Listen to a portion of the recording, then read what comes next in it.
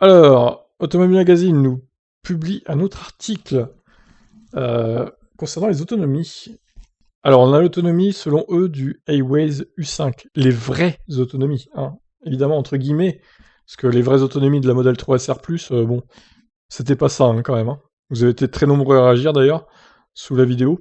Alors, voilà, bon, écoutez, on va pas se taper l'article, ma foi. On va directement aller voir le tableau. Les Hiwaze U5, donc, a été testé, selon eux, avec 391 km seulement en ville, 287 sur route et 215 km sur autoroute. On rappelle que le Hiwaze 5 a 63 kWh de batterie quand même. Alors, au final, il a à peu près les mêmes autonomies que la Zoé. Ça me paraît un peu surprenant, je vous avoue.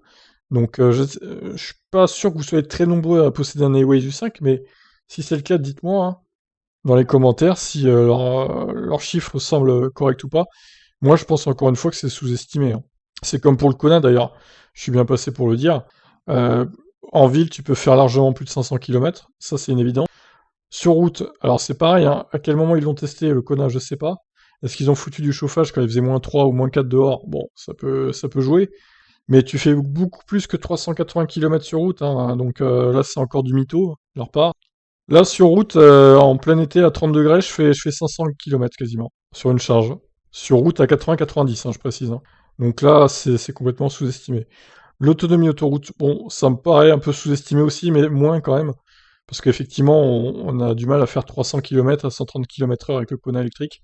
C'est plutôt autour de 285-290, je dirais, selon le vent, etc. Donc il y a encore une sous-estimation là, mais elle est moins évidente.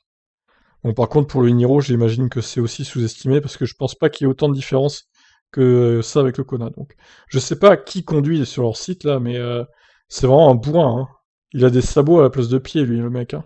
Mais bizarrement, pour la Zoé, ça m'a pas l'air trop sous-estimé pour le coup, les autonomies. Donc, est-ce qu'ils ont roulé un peu moins fortement sur la Zoé que sur les autres véhicules? Est-ce qu'ils ont mis le mode sport à chaque fois, par exemple, sur tous les autres véhicules, et pas la Zoé? Bon. En tout cas, selon eux, la Hiwazu 5 a une très mauvaise autonomie, hein. À peine égale à celle de la Zoé, alors qu'il a 11 kWh de plus embarqué. Je suis pas sûr qu'il faille se fier encore une fois à ces chiffres, qui me paraissent bien faux encore. Bon, je vous laisse défoncer encore ce site dans les commentaires, hein, ma foi. Qu'est-ce que vous en pensez de tous ces chiffres? Bye bye.